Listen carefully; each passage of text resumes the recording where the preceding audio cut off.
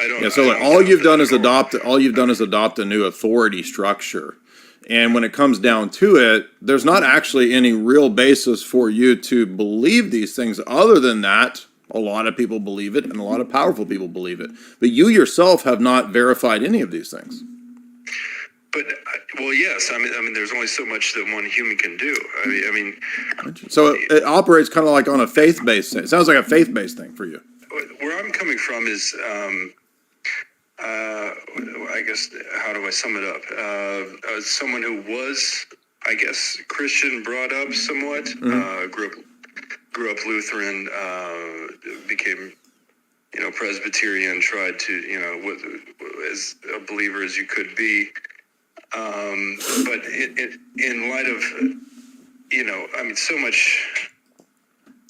Okay, well, let me put it this way: if you could summarize religion, if you could, put it into some, it is a part of what we are as humans, as primates, and what it's come from. It was our first explanation of the world. It's our explanation of, everything. Our first attempt at science. And so you would have to believe that for hundreds of thousands of years that, the world just exists. And then a few thousand years ago,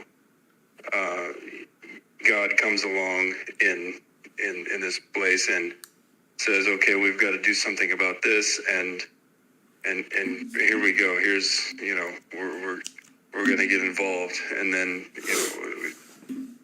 but I can't reconcile the science, the archaeology, the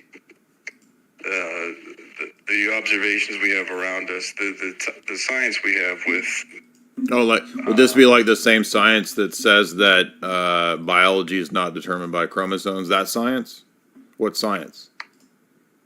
Biology is not determined by chromosomes. Yeah, your gender. No, not at all.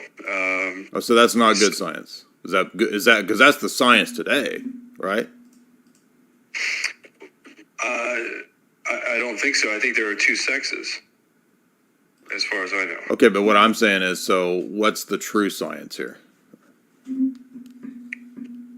Okay, so I would land on the side of observable science. I mean, science that you can be, actually, tested in reality. Mm-hmm. Not social science. Not any type of. Does the doctor count? Conservative. The doctors count because they're the ones saying that they do a lot of observable. They're the ones that are actually like changing the peepees, right? Well, okay. No, I am against all that. Let me take it. Okay, let me ask you this. As I respect you as a fellow primate, as a fellow human, but we come from other humans. We are Homo sapiens now, but we have come from a long line of other. Okay, what is that? What's that have to do with anything to do with God's existence? So. Okay, I can understand that, but. You would have to believe that for 300,000 years, there was no Christianity as we are talking about today. There was no. Where are you getting the 300,000 years? Is that an observable thing? Did you observe that? Well, would you give me 100,000? You can make it as many aeons as you want. Are any of those aeons observable? Are those people any less valuable than the humans that exist today? I asked you a question, so then you two quote me. Are any of those humans is that observable at all? The humans in the ape men, the Piltdown man, in the 100,000 year time frame that you're talking about? Have you observed that? Okay, well, they would be observable in archaeological evidence. Yes, we have proof that there were like Piltdown man, like who? Like Piltdown man, Nebraska man. Are those good examples? There are, there would be some. There would be, well, those are frauds, though. Well, those are frauds. Go ahead. Those are frauds. Okay. They're famous frauds. I wouldn't deny that there are. I mean, you would also Well, the say ones that you agree. there is archaeological evidence that does go back hundreds of thousands of years, correct? Says who? Science? Well, Okay. Yeah. So it's funny, I mean, but now wait a minute. You said it was observable science. So I'm just wondering, like, you didn't observe it. So, but a scientific establishment claims to have observed it, but they didn't observe it either, right? well, yes. I mean, we are assuming that it is, it is something that is, That's a pretty big assumption. Has been excavated from the ground, has been studied, has been, I mean, it has been built upon for many years, and it's something that's not, it's not a, in the sense that science, I mean, it's not something that's perfect, but it is something that does, have a usefulness. Well, it right? sounds to me it like is something that we can measure, right? I mean, we can measure ice cores, we can measure tree rig. okay. We can. How are there fossils that extend below and between various ice cores that should not be there? In what instance? There's many of them. There's many of them. There's many of them. You can look them up, right? What about the Fly Geyser? The Fly Geyser is supposedly, that's something that takes, I think, 200,000, 300,000 years to form, and it formed in 40 years. So how's that possible? No, I wouldn't doubt that there are events, and I'm not a scientist at all. Oh, no, wait a minute. So you're not a scientist. So this is not your observation. No, it's not. Right. So you've accepted a new authority that's not based on any of your own. Well, for the vast majority of humans, it's never going to be, something that they're assigned. But that same scientific establishment now says that a man can be a woman, and you said no, I don't believe that. So you don't follow the science. Well, I don't think that the serious scientists. Oh, really? Like the Tavistock Institute? The Tavistock Institute. So Tavistock is not a serious science entity. You don't think the biggest, most powerful clinics in the United States, which are pushing out Vanderbilt University, is not an authoritative scientific institution? I thought it was like the preeminent medical institution. I wouldn't give it that. I don't know. Vanderbilt University. Okay. Like that. All right. So Vanderbilt, the premier medical institution in the United States, according to you, now isn't that, because you haven't given it that title. The United States is 200 years old. I mean, these things go back far beyond, even our own country. I gave you an example of a medical institution that is esteemed as one of the top medical institutions in the country, which is a spearhead of the idea that you can become a woman if you're a man. And you're saying, I don't accept that authority. I think that's twisted by social sciences. I think that's... So they're not really doing this. It's social science, but they're not really doing it. They're not really changing. I think they're trying to do things. I think they're trying to change things. I don't. Yeah. So all you've done is adopt a new authority structure, and when it comes down to it, there's not actually any real basis for you to believe these things. Other than that, a lot of people believe it, and a lot of powerful people believe it. But you yourself have not verified any of these things. But well, yes. I mean, there's only so much that one human can do. I mean. So it operates kind of like on a faith-based thing. It sounds like a faith-based thing for you. I see what you're saying in that sense, but okay, that's true. You're also making a faith-based claim. Correct, because I believe everything at root. Yeah, claims. Correct, I do. Mm-hmm. Right. Yep. And So whose worldview? More likely? Whose worldview is more consistent? Because likelihood is going to depend upon more fundamental presuppositions. So I think I have a consistent worldview, which can give an account for how we know things, how we have ethics, how we live in the world. But I don't believe that the atheist naturalist worldview that I hear you presenting can give an account for any of those things. I don't necessarily think that any of the scientific world accounts that you're refuting a lot of things that there are probably a lot of evidence for. and that it probably cannot be. Oh, right, but you don't know that. Just probably, maybe, probably. Well, let me ask you this way: can science provide us with ethics? No, that's not its job. That's not what it should do. Okay, but it can provide truth.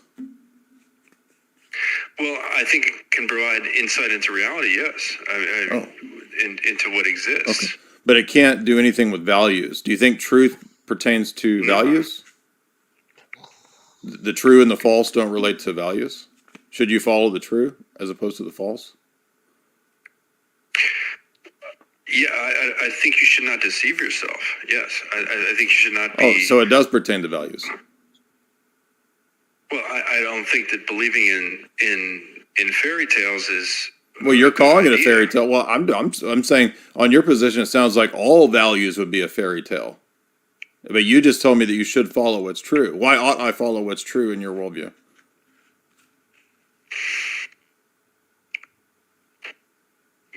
Follow what's true. Well, what do we know that's true? How do we know? Well, you said science can give us. You said science gives us an insight into reality. You said that it pertains to what is true, and I said, does the true relate to value judgments, like the true versus the false? Ought I follow the true versus the false? Well, that's value judgments. But you said science doesn't give value judgments. So I'm trying to figure out, why ought I follow what's true in your view? What's the basis for your ethics? Well, I think ethics are an extension of what we are as humans over many, many years. Okay, but that wasn't an explanation. That's not an explanation for why I ought to. And if you look, if you look at evolution and that's not an explanation for why I ought to do something, right? That's a story about the past. But it gives us an insight into what we are today. Well, there's no, but why is that telling me what I ought to do? Ought, can you get an ought from an is? You would have to nail that down for me. What do you exactly mean by that? By stating how things are, doesn't tell me how they ought to be. So you can tell me all day long that we're primates and we're apes and we came from, blah, blah, blah. Okay, but how ought we live? What's the basis for the ethics of the value judgments there? Because a minute ago you were saying we should follow what's true. Why should I do anything in your worldview? What's the basis for the shoulds, the ought, the value judgments, the ethics? Would that not come? I don't. One thing is, I have to tell you, I don't discount religion as part of the overall human process of trying to find the truth of reality. So I would never say that we don't need religion historically. It was part of what got us to the point where we are now. But going forward, do we still need to believe in Zeus and Thor and So none of that was an answer to a very simple question. I would think that with all of your sophistication and the knowledge of science that you're propounding, that we would have some way to account for what we ought to do. But I'm not hearing why I ought to follow what you're saying or any other value judgment. I don't ask you to follow me, though. But wait a minute, you said that I should. No, you said I should follow what's true, namely the science. Why should I follow anything? That's an ought. That's a value judgment, ethics. Right. Well, I would not follow another primate, another human who makes, okay, then I don't. Then I shouldn't listen to claims. So I shouldn't listen to your arguments. Are beyond